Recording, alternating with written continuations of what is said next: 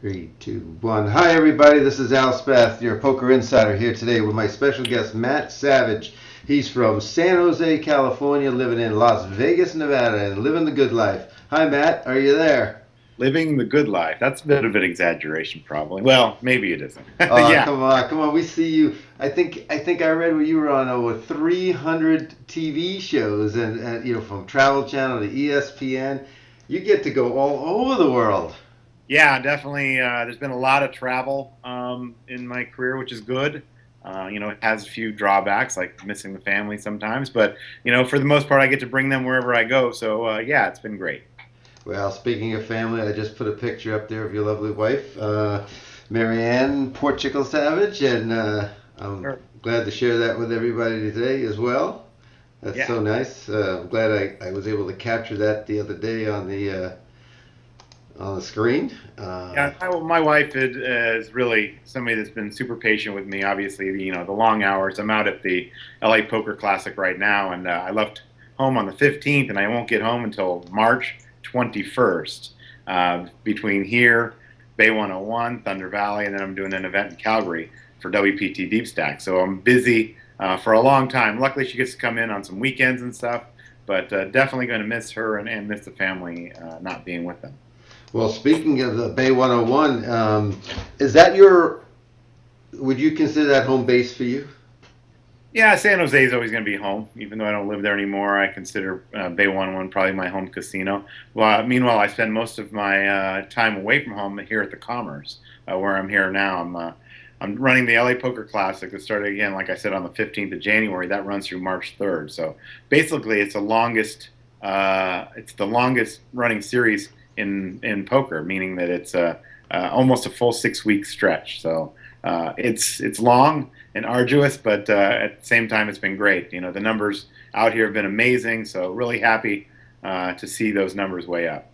Well, a client of mine, a new client of mine, Robert from up in Philadelphia, just came back from Hawaii, and I told him when he stopped in LA, he had to go to the Commerce, and he rode by the Hustler, and he rode by another casino. He says, "Al, I don't know what you're doing, making me come all the way across town to the Commerce when I could go to all these other casinos close by." But he was so impressed by it, and I know they have a new addition. And tell the people out there what have they added on there? Yeah, they've just redone the entire hotel. It's really become a great place to come play poker. It's if you want to be in Los Angeles and play where the action's at, it's at the Commerce, and that's why I think you probably wanted to come out here. But they've added new restaurants and they've made a lot of changes, basically to keep up with maybe the Vegas style of casino. But at the same time, I think that they're really being aggressive right now to make sure that everything stays in place here and that the action stays here at the Commerce for poker players. We have 68 tables in the ballroom and another additional 243 tables downstairs. So it's really the only place to play poker in LA. And if you're going to come play and you would like to even play live games, I think that the Commerce is the place to go. Yeah, they have a lot of choices in LA because poker room has been there for a long time. There wasn't casinos, but they did have poker rooms. Now Foxwoods, I guess, had claimed to have the most poker tables. Has Commerce now overtaken them again? No, Commerce has always had more poker tables than Foxwoods, for sure. I mean, they've always at least had 150, and I don't think Foxwood ever got that big. I think Foxwoods may have the claim of the biggest casino, but definitely not the biggest poker room. I think that's always been at the Commerce. Oh, that's good. That's good. You always weren't a poker director. I believe I read that at 16 you started out in a bowling alley. Yeah, no, actually, I was 14, and I started working when I was 14 in that bowling alley, and it was definitely a lot of my youth was spent there. I always wanted to be a professional bowler when I was young. I got almost good enough, and then I found poker and other things going on, so I kind of dropped out of that. But it's been a good ride, and I'm glad I did it, to be honest. When you found poker that was out in LA, was that at the Hollywood Park or where was that at? No, actually, it was up in Northern California. It was a casino called Garden City, which is now the Matrix. And I worked there in 1991 through 94. And then I went over to Bay 101, and I've been there ever since. So it's, San Jose is still my home. Bay 101 Casino is still my home casino, and I love it up there, and still think NorCal is better than SoCal. Well, of course it is. Of course it is. And you got all the water. You're hogging all the water. That's for sure. We got all the water. So you Yeah. started out as a chip runner, I understand, and dealer.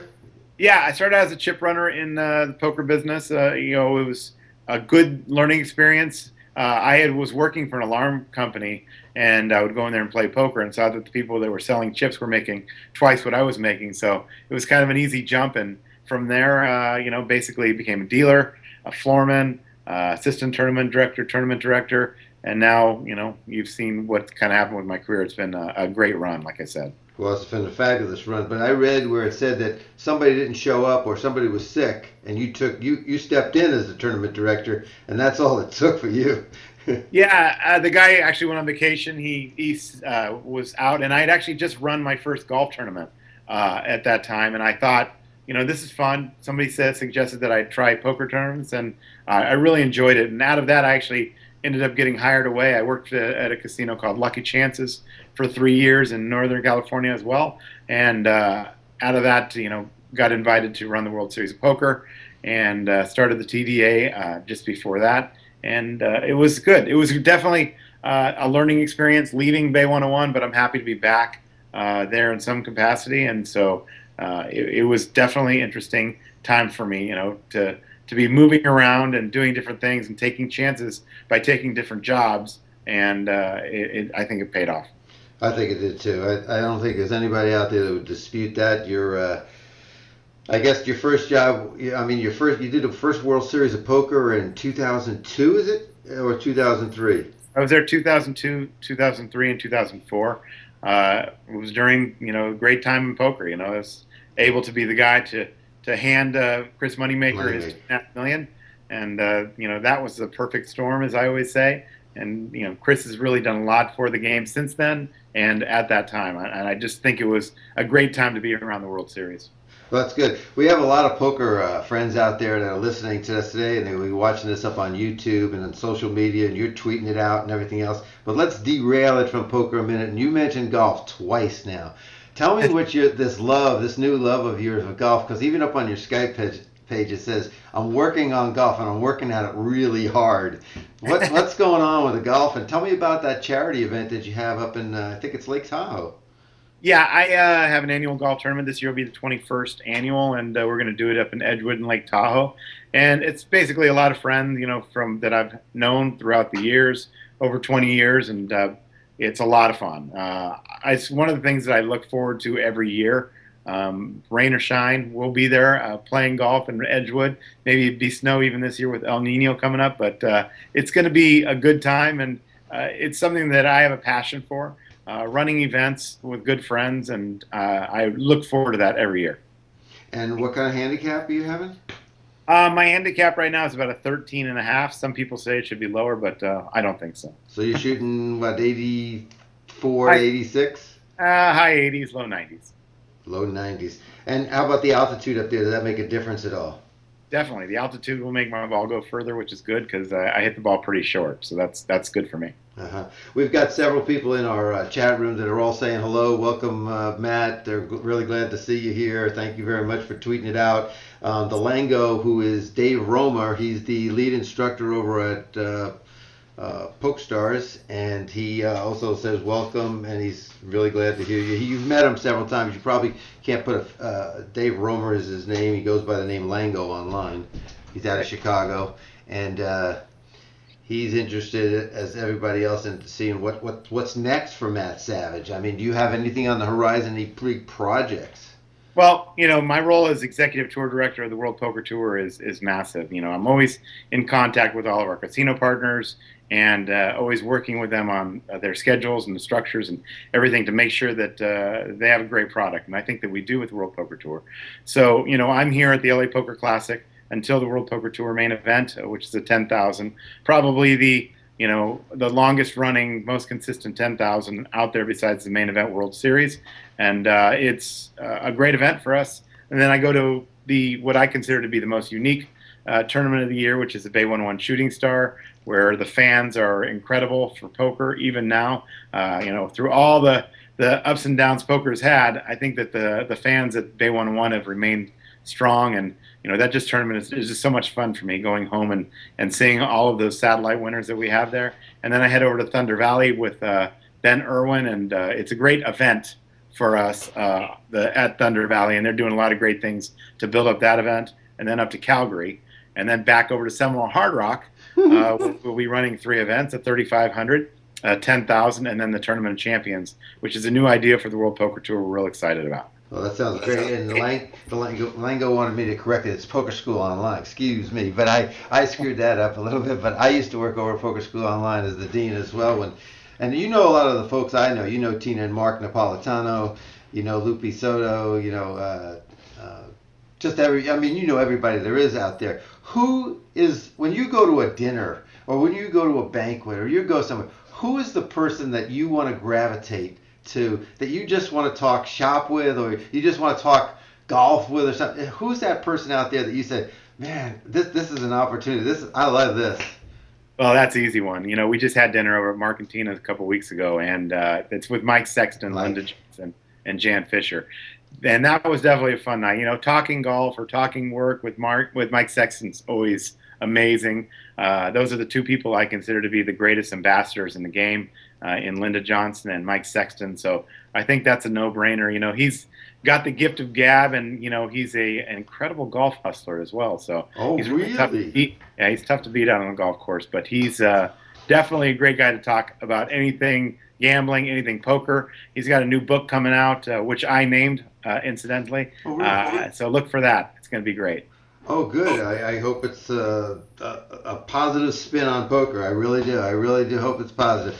It might not be positive, but it's going to be a good life story of Mike Sexton, and he's a positive influence on poker. There's just no doubt about that. Well, you mentioned Linda Johnson too, and her and Jan are good friends of mine, and Jan wrote that article way back when about the 4-2 rule, and Linda's been great. And in fact, I wrote an article, The Halo of Fear, several years ago when Linda got inducted to the Women's Hall of Fame. And speaking of the Hall of Fame, do you think that, or maybe I'm not aware of it, but the Poker Hall of Fame, we have all the players in it. Do they have, like they have in baseball, where they have managers and they have broadcasters and they have the sports reporters? Do they have a section for that so that they have contributors to the industry that should be in there, not just people that have won all these tournaments and money? Yeah, definitely they do. It's a section of it, and I actually was nominated. I was one of the 10 nominees last year. So yeah, that was great to be nominated. Obviously, it would be nice to have a legacy and be in the Hall of Fame, and just hoping to get nominated again this year and see what happens. Obviously, now that Phil Ivey's turned 40, that's one of the 2 spots already locked up for this year. But I would definitely love to be in the Hall of Fame. I think it's something that again leaves a legacy for me and my family and my son, and I think it's something to be proud of. Well, anything that the followers that I have on social media or on Heartbeat Poker Twitch channel, anywhere out there that we can do for you to get you back on that ballot this year and get you elected, you let us know. I put a campaign on for Tom McAvoy, a friend of mine, for years, and he just fell short, but every year I was out there campaigning, get him enough votes to get him on there, and the 1983 winner, he deserves to be there. He's another person that's done wonderful things for the industry over the years. Tom definitely did, and he actually, funny story, he was working at the World Series in Binions for a short time, and he's the guy that reached out and hired me. So, I owe Tom a debt of gratitude as well. Yeah, he spoke. We used to have a site online for Victory Poker. It was on Doyle's room. It was a skin on there with Lupe Soto and myself. And in fact, we sold that to Antonio Esfandieri about 2 years ago. He owns the Victory Poker moniker. In case he ever gets back into online poker, he did start it and then he went away from it because of all the legal stuff that was going on. But when we were doing everything online like that, and Doyle come to our functions at the Orleans Hotel and stuff, and Tom McAvoy would come over and speak at our engagements and things like that, and with Poker School Online for Mark and Tina, who are also ambassadors for the entire industry. They're great people. Definitely. And again, Tom McAvoy getting into the World Series and the Hall of Fame, it was a great moment. I was there for that induction with him and Scotty, so it was a good time.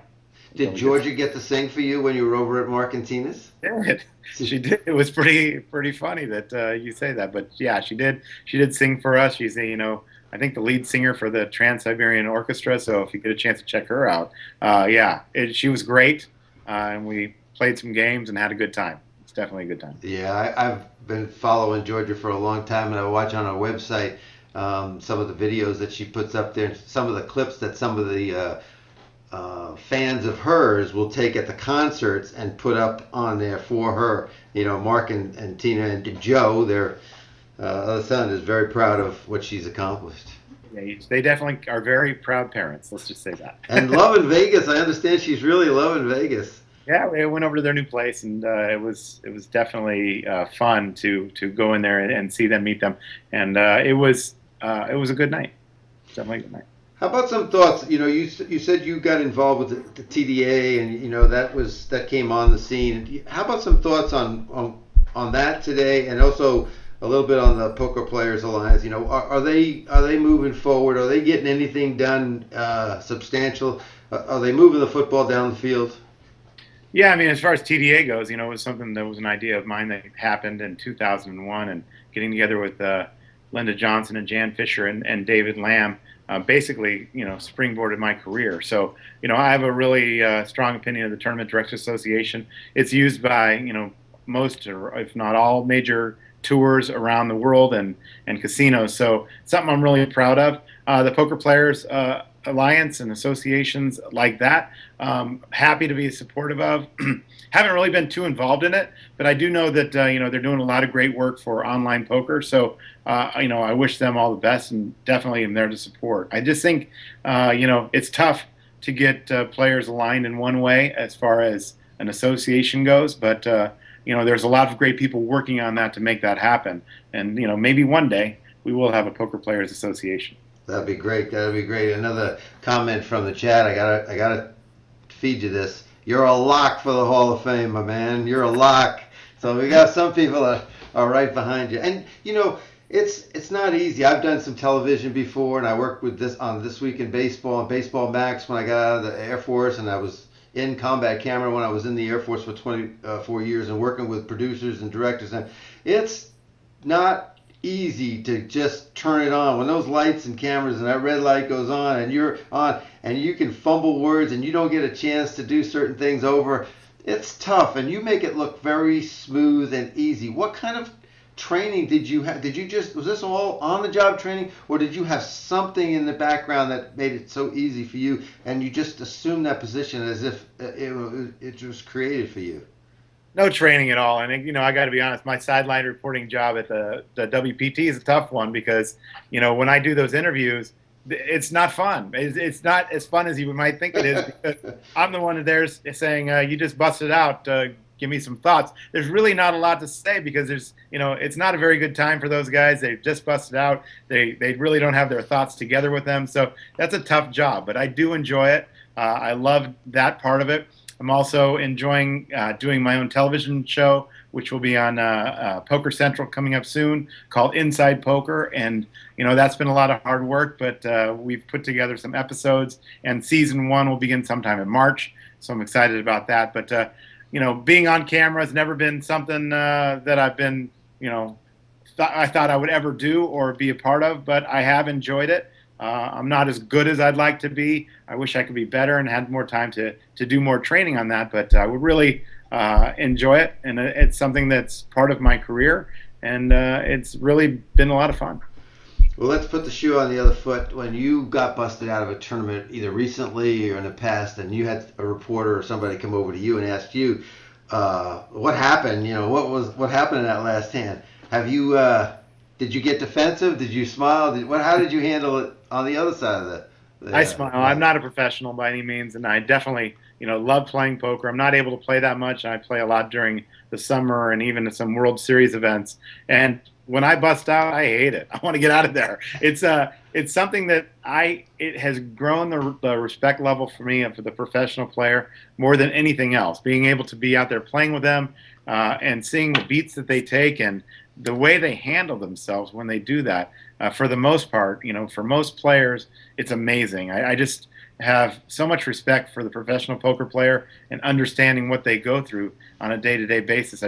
I can't believe that they have that kind of patience and that kind of resolve to come back and play the next day. Does Mike Sexton play in every WPT event? And if he does he feel like he's got a bounty on his head because he is so well known? I don't think that he feels like he has bounty on his head. He plays a lot of them. He doesn't play them all.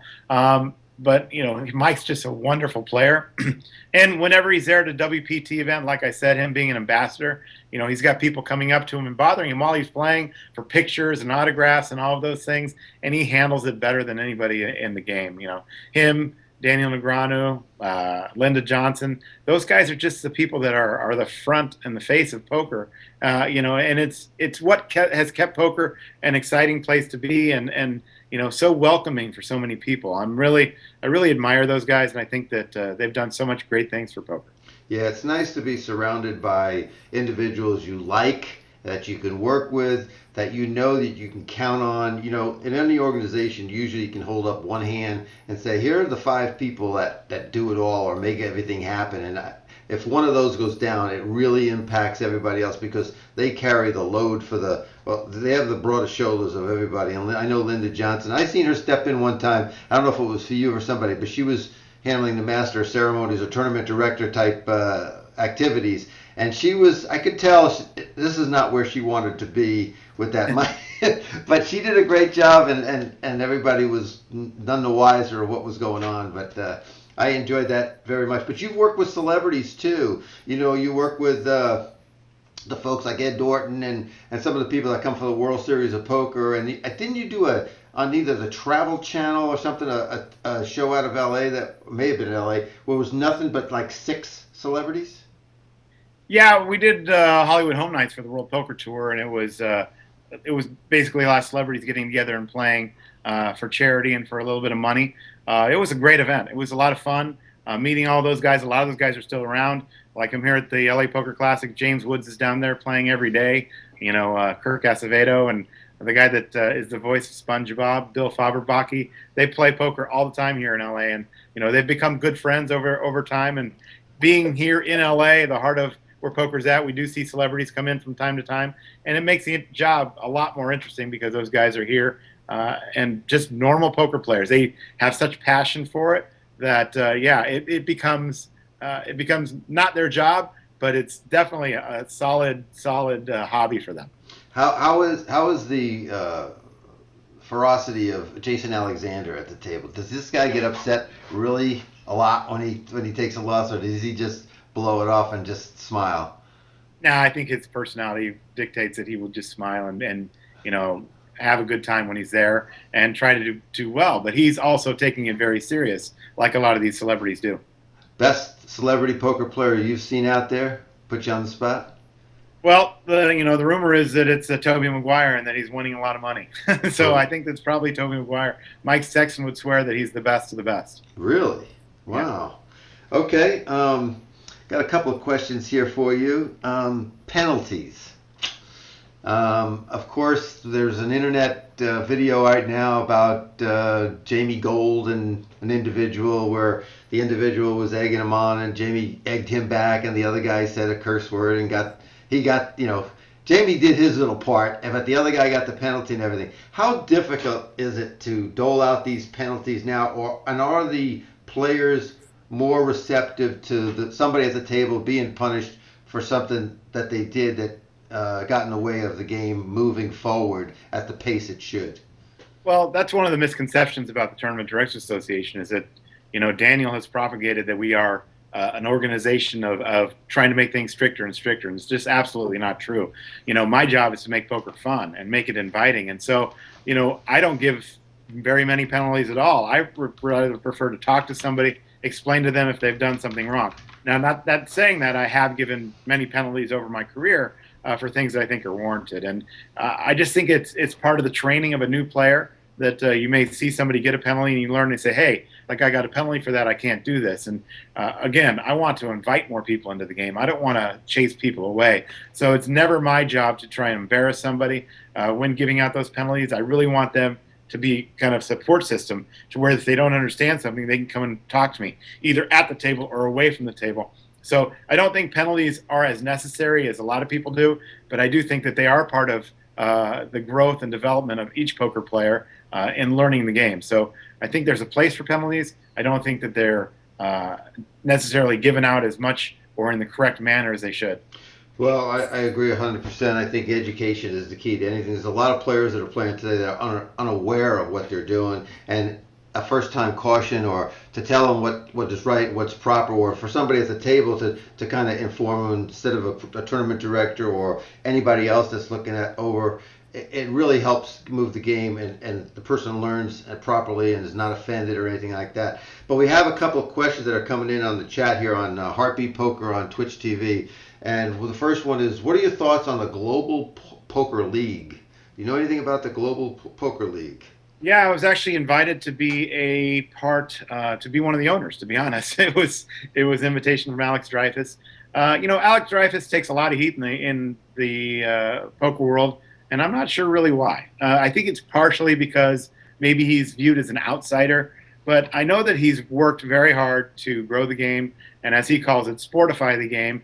And I've always been a supporter of Alex. I think that anybody that's trying to add something to our great game is good for the game. And so he's put a lot of his own money, a lot of his own time. He's got a full staff of employees working to try and make this thing work. And I'll just sit back and watch, and hopefully it does, and hopefully it grows the game, brings in outside sponsorship, and will make the game better. That's all I'm about is growing the game globally. We're now in all over Asia, and moving into South America, and the game has exploded in Europe and Canada and all over the world. But I just would really love to see the game grow even bigger than it is today.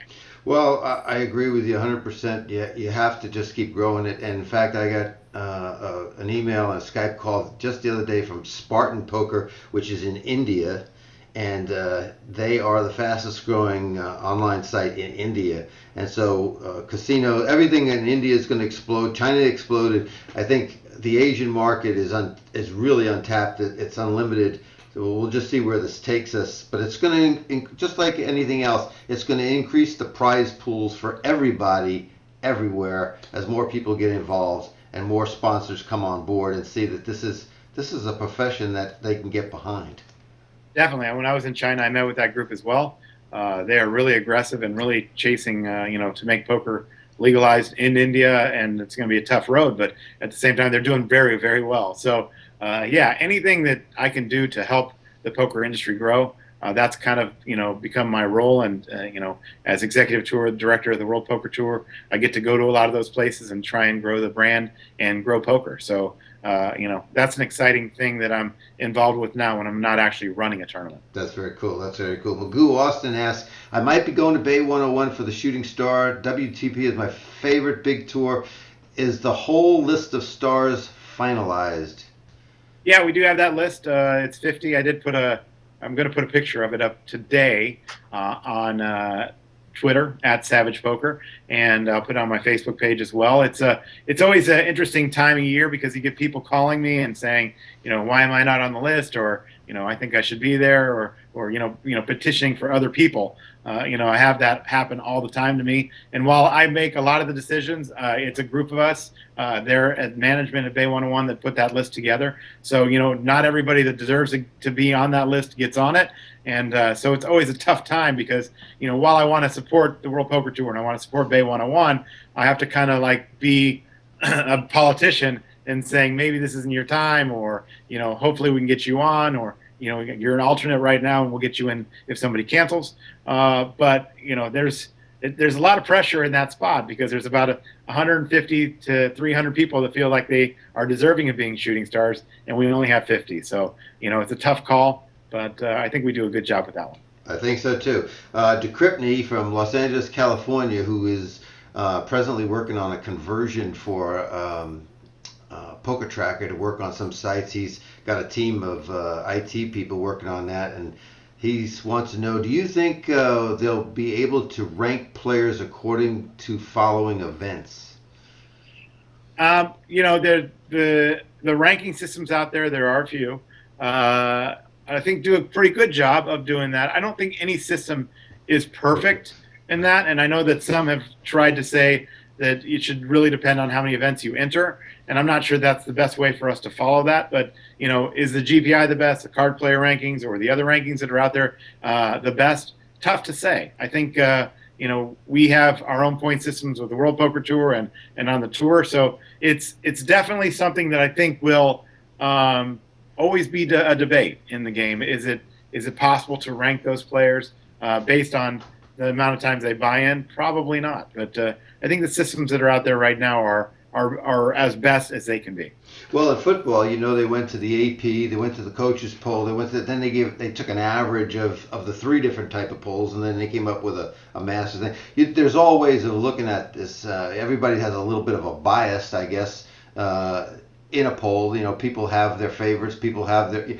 But if you go by number crunching, I think you can eliminate a lot of that. But I agree with you. They do the best they can out there, and people just have to understand. Do better, and you'll be higher ranked. And we got another question here. I'm sorry for all the questions, but they love having you here.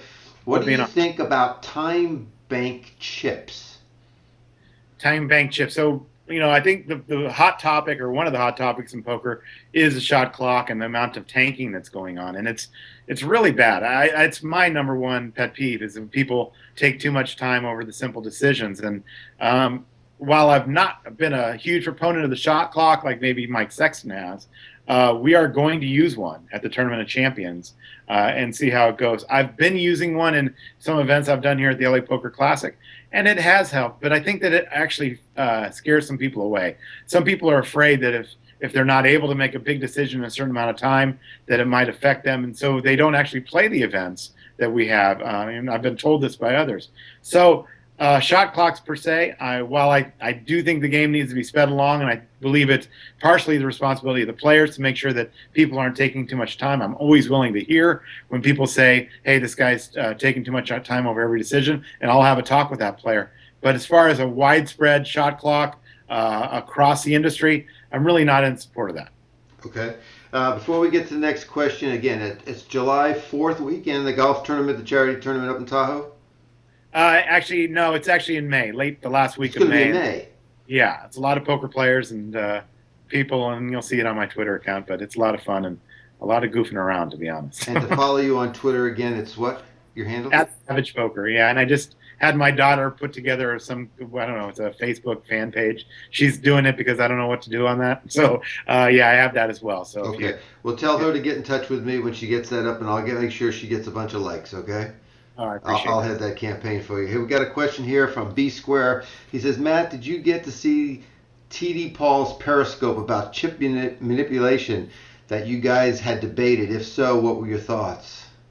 Yeah, I think partially of that's probably directed right at me. But that it's one of those rules that's out there that Paul feels that he likes it one way, we like it the other way. And here's the thing: with the Tournament Directors Association, if he's able to come in there and present his case, and he can get 80+% of the tournament directors out there to believe what he believes, I think that we'll probably change that rule. But as it was, we did discuss it, and that the tournament directors went with what I think is what's common sense, and that is that if you reach out there and pull chips out of the pot and add chips to that, it's going to be a raise instead of just a call. Everybody knows the one chip rule, that if you throw a bigger chip on top of your chips, even in the blinds, the small blind, it's going to be just a call. But he would like that to be the same all the way across the board, meaning that you have to say raise or do something where you put all the chips back in your stack and then put them out before it actually being erased. And I think that's a little bit too much. Mm-hmm. I think that it's pretty clear that when somebody takes some chips out of the pot and then puts another chip in the pot, that they're intending to raise, and that's how I'm going to rule it. That's cool. That's cool. Let's jump off of the questions for a minute, and let me ask you one about travel. You talked about going to Calgary, and you talked about going to China. How does that wear on you? How difficult is it for you when you get to these events with the jet lag, and let's talk a little bit about health. How healthy do you have to be to do the job and have the stamina for the job that you do? I wish I was healthier. Let's just say that. I need to get in better shape. I see some of those pictures. I'm a fat guy. Oh, no, no, no, Sad to no. say. But it definitely want to get into better shape, and I'm used to it. I'm here at the LA Poker Classic working 13, 14, 15-hour days every day for weeks on end, and then I'll go straight into the next event, and the next event, and to the next event, and I'll sleep when I get done. I love it. I love having that part of it. The only thing I don't love is being away from my wife and my kids, and that's kind of been the hardest part. I think that my wife Marianne is very patient, and she puts up with me, and I love her very much. She's done so much for me and my career, and I really owe a lot of what I have to her. So I think that the travel is great. Meeting all these great people is also fun, but being away from home is tough. It's very tough, and I do appreciate all that she's done for me, and I'm very fortunate to have my wife Marianne as part of my life. Well, you tell Marianne thanks for all of us for keeping you so healthy and on track because you go down and I don't know who's going to fill in or anything like that. So you got to be there and you got to stay healthy. When you're traveling though and you're on the plane, are you sleeping? Are you reading? If you're reading, what are you reading? Or if you're watching movies, where is your interest lie? Is it away from poker? What is it? Is it comedy? Is it action? What are you doing? I don't read that much. I don't read as much as I'd like to. I'm usually the reading on phone or reading on my computer. I don't do much reading of actual books. It's been probably something that I should be doing more, but I don't. Friends send me books from time to time, and I just really haven't had the chance to do that. So when I'm traveling, I'm usually working on the next project or working on something World Poker Tour related. But I would say that if I do read anything, it's probably a sports page. And big Sharks fan in the NHL and big Cowboys fan in NFL. So I've had extra time during the playoffs to work on other things. And not a Warriors fan?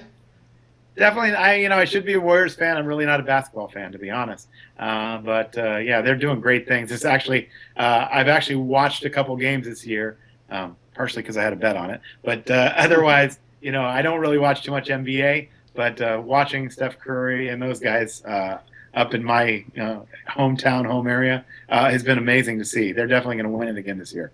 Oh, that's incredible. I saw Phil Hellmuth was at the game the other day because they were playing San Antonio and they knocked they beat him by 30 points. They just crucified him there. But whenever there's a big event like that, I know Phil wants to get his hat and his gear and everything on camera because it's going to be everywhere. And I saw him at the game, and his buddy was the owner of the Warriors, I guess.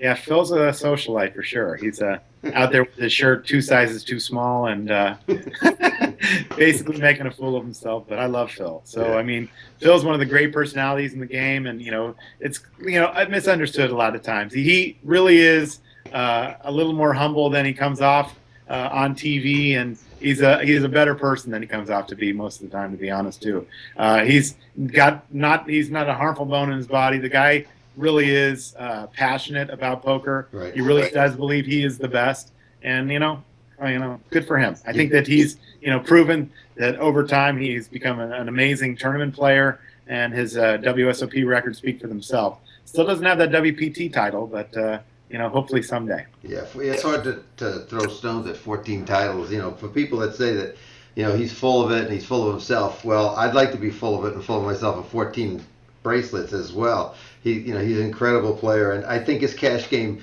at times, leaves a little bit to be desired. And people say that, and he's the kind of guy that they really want at the table because they can figure him out, and it doesn't work as well for him there as it does in a tournament. How about your greatest moment in all of this career of yours in poker? Was there one other than meeting your lovely wife and marrying her? I gotcha. Yeah. You proved that for me. Yeah. Outside of meeting my wife, I would say my first introduction to big poker, was at the World Series of Poker and being there in 2002. But it's tough to argue that Chris Moneymaker winning the World Series in 2003 was a watershed moment for poker, and probably my highlight of my career for sure. It's just something that I think will go down in lore of poker as being the moment that instituted this big, huge change in the game. And yeah, I was happy to be a part of that. Definitely being on the show there, the big bluff that he made, and looking back on those shows on ESPN, seeing myself in those shows, really left a stamp on my career, and I think that that will always be probably my biggest highlight. I can still see Sammy Faha and his unlit cigarette. Yeah, That's what I mean. Everything is indelible in your mind about that play and his attitude, and and Sammy's nonchalant putting his hand out. You might got this, and then folding. It was just incredible, and seeing Moneymaker's dad in the crowd, and it's going to stay with us that we're introduced to poker online and seeing what could happen at the World Series of Poker. You're right, Chris, and I got to talk to him once up at Caesar's Palace, and he was an ambassador for the game that night. He was playing a simple 2-5 game with everybody else, but he was just a regular guy. He wasn't arrogant. He wasn't putting a show on for anybody or anything like that. And I wish him well. I really do, because there's not a lot of good guys out there that you can approach, and I think he's one of them. definitely an approachable guy. I call him the John Daly of poker, but he's also, Yeah. I see that. but he has a good time with it, and he's definitely a lot of fun to be around. And I'm just lucky that I had a chance to be a part of that moment in time in poker, and I'll never forget it. Good. I got just a few more questions for you. I know I've taken a lot of time up this morning. I really do appreciate our fans and everybody that's a follower out there on Heartbeat Poker. We appreciate you coming in. Everybody on the Twitter universe there that's listening in. This is great, and we'll put it out on Facebook, and we'll put it up on YouTube as well for those that missed out. But if you could sit down with anybody, whether it be poker or anything, and just have a conversation, like I'm having a Sunday conversation with you, who would that be? That's probably a good one. I've had an opportunity to meet a lot of people. Wow, that's a good question. Um, Save the best I'm for not last. The best sure. for last. That's a tough one. I don't know. I think that I've had the opportunity to meet pretty much all of the people that I really wanted to meet in life. I really have no regrets on anybody I haven't met. It's a strange thing to say, but maybe. Let me open it up. Living or dead, even if they were past. Is there anybody out there that you'd have the conversation with? I never really had a chance to talk to Stu Unger. Maybe that wouldn't have been a good thing, back towards the end of his life. No. But it would have been nice to maybe be there and be able to talk to him and have some kind of influence over his life to get him to maybe change and be better. Because from all I hear from Mike Sexton is that he was the most incredible mind in poker, and that he was doing things that these young kids in poker are doing today back then. And so he was so far ahead of everybody else that had he still been around today, there's probably no doubt that he would have another main event title and have done great things. So poker related, probably Stu Unger. Outside of that, I'm just happy to be and meet some of the people that I've met over my lifetime, and I'm in a pretty happy spot with that. I agree with you about Stu Unger. I think the movie that Michael Imperioli did on Stu Unger, I don't know if you got to see that or not.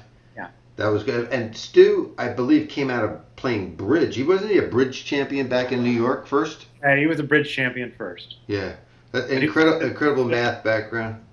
From according to Sexton, he was good at all card games, so he was doing it all. Well, everybody has a place in this industry. You have yours. Mike has his. I'm going to send you an email, a story I wrote about Mike and Vince way back in the day when they first came on. I'll also send you about one about Phil, and you can share it with them if you want sometime. But I had it published years ago. Probably not a lot of people read it, but I'll send it to you, and you get a good kick out of it, I hope. I really, really want to thank you for the time today. Next week we're going to have, I don't know if you know Leather Ass, Dusty Schmidt. He's going to be on next week, and he's got a special guest he's going to bring into the show. And Kenneth James was on last week. So we got a lot of people lined up. If you run into anybody that would like to be on a Sunday Conversation, send them my way. I'll be happy to interview them, and they can promote whatever they want. I know that you've got a May tournament, golf tournament up in Lake Tahoe, and the Bay 101 is coming up. And Matthew, thank you very much, and thank you for Marianne for giving some of your time today on a Sunday to be with us today.